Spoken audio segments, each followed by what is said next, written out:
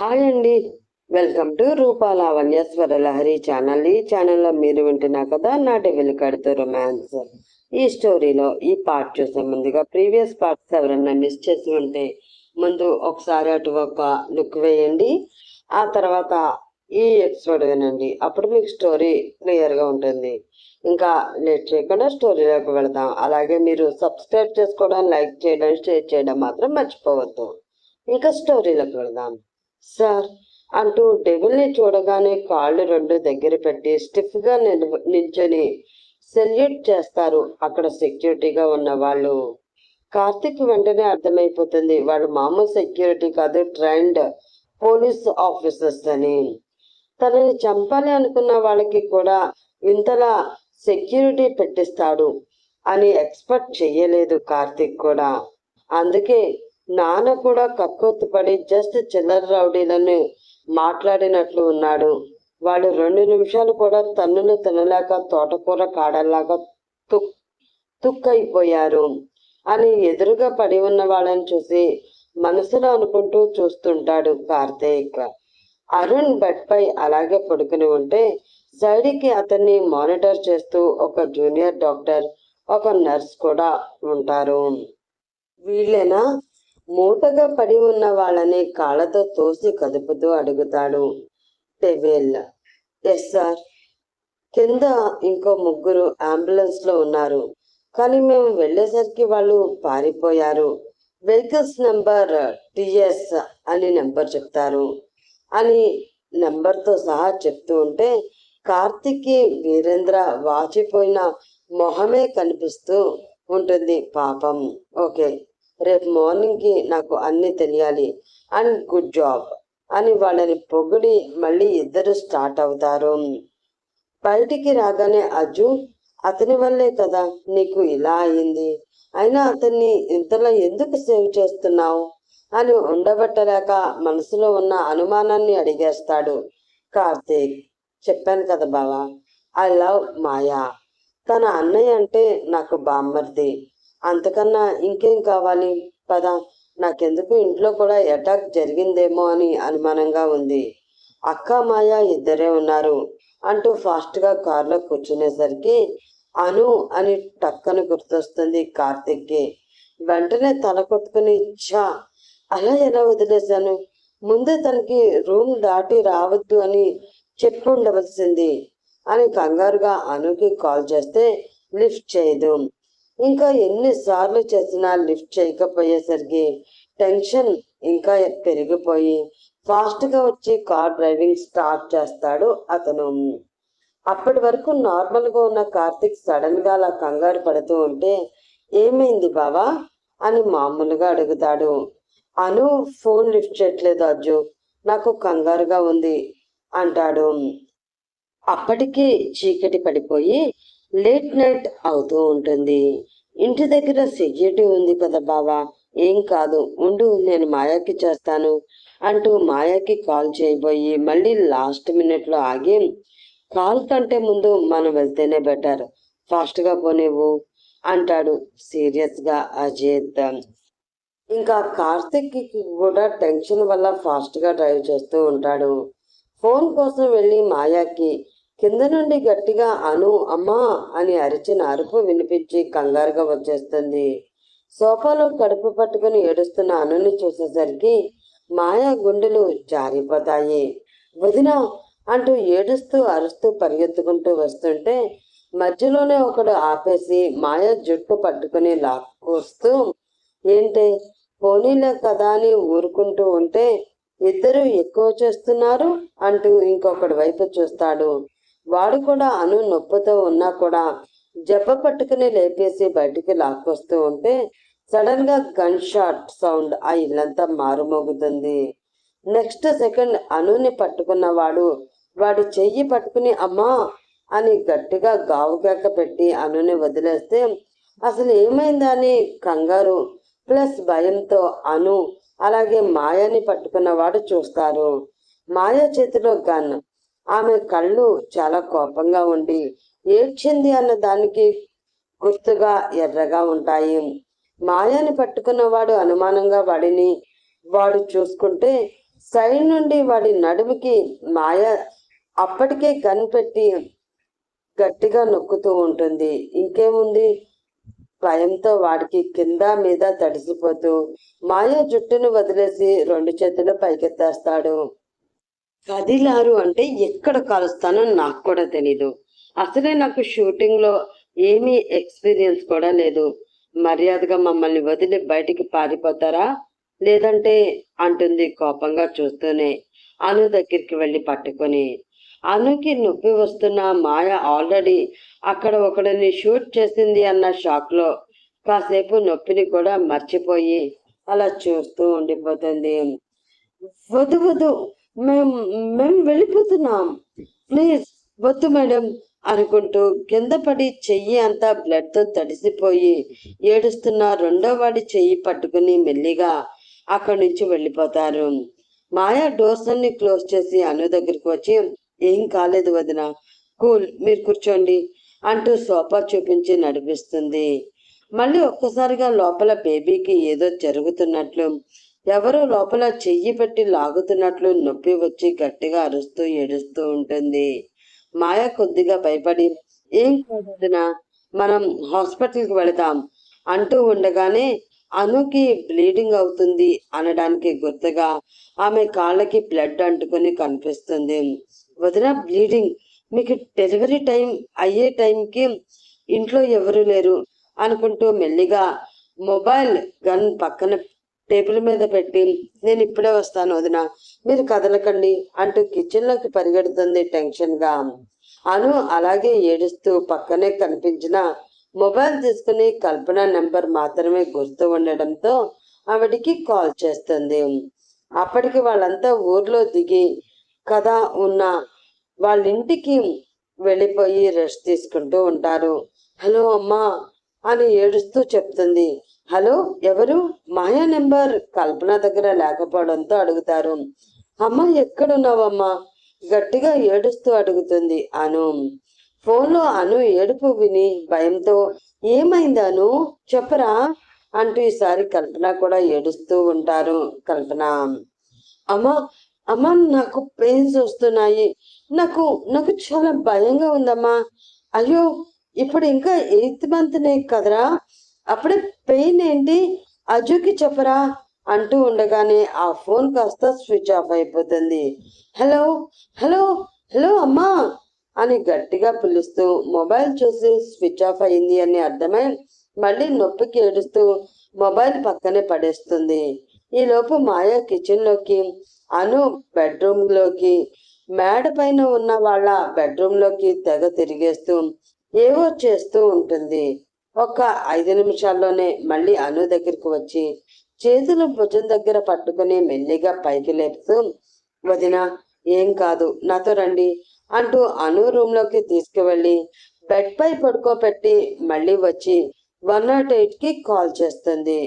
కరెక్ట్గా అరగంట తర్వాత ఆల్మోస్ట్ ఇంకో 10 నిమిషాలు ఇంటికి రీచ్ అవుతారు అన్న మూమెంట్లో కూడా కార్తీక్ టెన్షన్ చూసి, బావా ఎందుకు నువ్వు అంతలా టెన్షన్ పడుతున్నావు, కూల్, ఇలా డ్రైవ్ చేస్తే మనకి కూడా రిస్కే అంటూ కార్తీక్ ఫేస్కి మాటి మాటికి పడుతున్న చెమట, స్టీరింగ్ పట్టుకున్న వణుకుతున్న అతని చేతులు, ఫాస్ట్ డ్రైవింగ్ చూసి అంటాడు డైవేల్.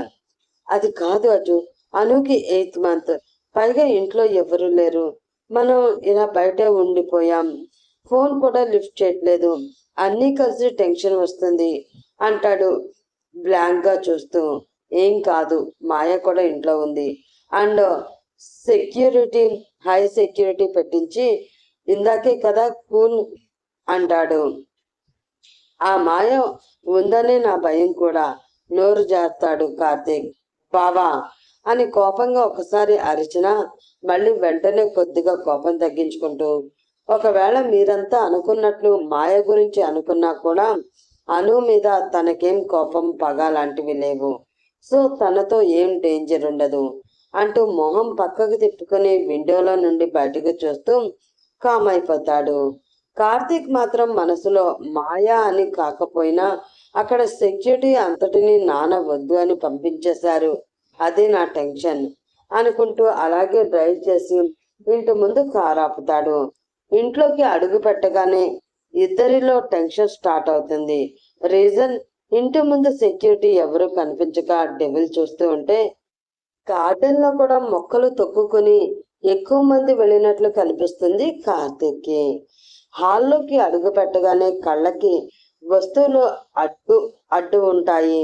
సోఫా ఒకటి నార్మల్ ఉంటే ఇంకొకటి తిరగబడి ఉంటుంది. అన్ని చెల్లా చెదురుగా పడి ఉంటే బాగున్న సోఫా దగ్గర మాత్రం బ్లడ్ కనిపించి ఇద్దరు చేతులు చల్లగా అయిపోతాయి.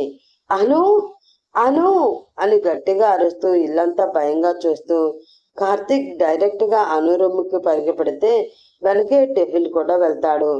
ఎప్పుడు ఓపెన్ గా ఉండే రూమ్ ఇప్పుడు మాత్రం డోర్ లోపల నుండి లాక్ చేసి ఉంటుంది. అను, ఓపెన్ ద డోర్, ఏమైందిరా అని బయట నుండి గట్టిగా అరుస్తూ డోర్ ఓపెన్ చేయడానికి ట్రై చేస్తూ ఉంటే డెవిల్ కూడా కంగారుగా వచ్చి డోర్ ఓపెన్ చేయడంలో హెల్ప్ చేస్తూ ఉంటాడు. ఒక 2 నిమిషాలకి డోర్ ఓపెన్ అవుతుంది. వాళ్ళెదురుగా మాయ, చేతిలో అప్పుడే పుట్టిన చిన్న పాప.